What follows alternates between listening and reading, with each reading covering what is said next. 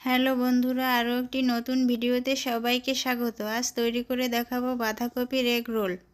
এজন্য আমি এখানে নিয়ে নিয়েছি দুটো ডিম, দুটো আলু আগে থেকে সেদ্ধ করে খোসা ছাড়িয়ে রেখেছি।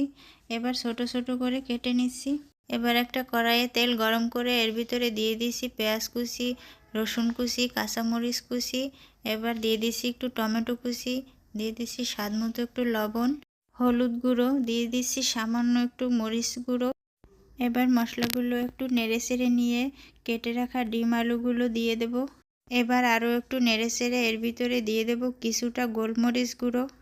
এবার ধনেপাতা কুচি দিয়ে নেড়েচেড়ে নামিয়ে নেব। এখানে আমি বাঁধাকপির পাতাগুলোকে হালকা একটু সেদ্ধ করে জল ঝরিয়ে নিয়েছি। এবার একটা ছুরি দিয়ে পাতার ডাঁটগুলোকে এভাবে কেটে নেব। এবার একটা বাটিতে 3 চামচ বেসন, 1 চামচ চালের গুঁড়ো, একটু হলুদ, একটু মরিচ ও স্বাদমতো লবণ দিয়ে অল্প অল্প জল দিয়ে একটা থকথকে ব্যাটার তৈরি করে নেব।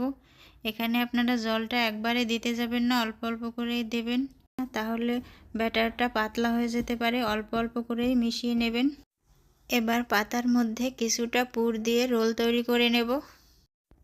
একইভাবে আমি সবগুলো তৈরি করে নিয়েছি। এবার রোলগুলো ব্যাটারে ডুবিয়ে গরম তেলে ভেজে নেব। আছে একটু সময় নিয়ে রোলগুলোকে লাল লাল করে ভালোভাবে ভেজে নিতে হবে। ব্যাস তৈরি হয়ে গেল মুসমুসে মজাদার বাঁধাকপির এগ রোল।